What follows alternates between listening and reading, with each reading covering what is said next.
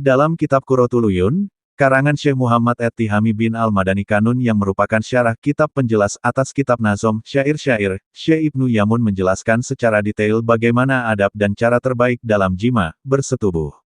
Seorang suami yang hendak bersetubuh jima, dengan istrinya dianjurkan untuk bercumbu dan didahului mencium kepala istrinya.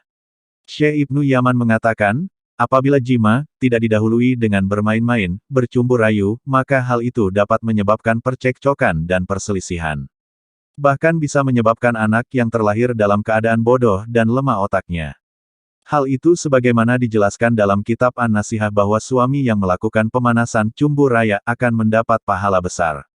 Dari Sayyidah Aisyah radhiyallahu anha, ia berkata, bahwa Nabi Shallallahu Alaihi Wasallam bersabda, barang siapa memegang tangan istrinya kemudian ia merayunya, maka Allah tetapkan baginya satu kebaikan, dan Allah hapus baginya satu keburukan dan Allah angkat baginya satu derajat. Dan apabila ia memeluk istrinya, maka Allah tetapkan baginya 10 kebaikan, dan Allah hapus baginya 10 keburukan dan Allah angkat baginya 10 derajat.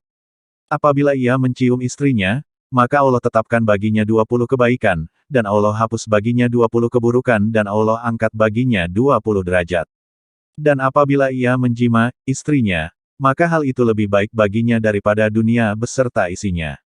Rasulullah Shallallahu Alaihi Wasallam juga bersabda, janganlah salah seorang dari kalian menjima istrinya sebagaimana jimaknya binatang. Akan tetapi hendaklah ada antara mereka berdua perantara. Maka sahabat bertanya, apakah perantara itu wahai Rasulullah?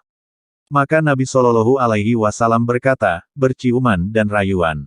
Di antara tata krama jima, lainnya adalah dilakukan setelah perut terasa ringan dan tubuh benar-benar segar. Karena senggama dalam keadaan perut kenyang dapat menimbulkan rasa sakit, mengundang penyakit tulang, dan lain-lain. Karena itu, bagi orang yang ingin menjaga kesehatan, hal-hal seperti itu sebaiknya dihindari. Disebutkan, ada 3 perkara yang terkadang dapat mematikan seseorang, yaitu 1. Bersetubuh dalam keadaan lapar. 2. Bersetubuh dalam keadaan sangat kenyang. 3. Bersetubuh setelah makan ikan dendeng kering. Kemudian, syariat juga melarang melakukan jima, ketika istri haid dan nifas serta sempitnya waktu salat fardu. Larangan berjima, ketika istri sedang haid disebutkan dalam Al-Quran, dan mereka bertanya kepadamu, Muhammad, tentang haid. Katakanlah bahwa darah haid itu adalah kotoran, najis maka jauhilah para istri ketika haidnya. Quran Surat Al-Baqarah, 222. Syekh Penasham menjelaskan, hendaklah jima, dihindari di malam-malam berikut. 1. Malam Idul Adha, karena ada keterangan yang mengatakan sesungguhnya jima, di malam itu dapat menyebabkan anak terlahir dalam keadaan mempunyai sifat pembunuh.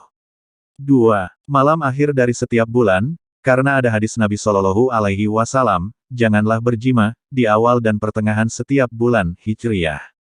3. Imam Al-Ghazali berkata, dimakruhkan jima, di 3 malam dari setiap bulan, di awal, akhir dan pertengahan.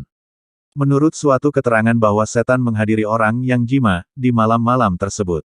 Wallahu a'lam bishawab. Tata krama lainnya, hendaklah jima, dilakukan di tempat yang aman dari pendengaran seseorang.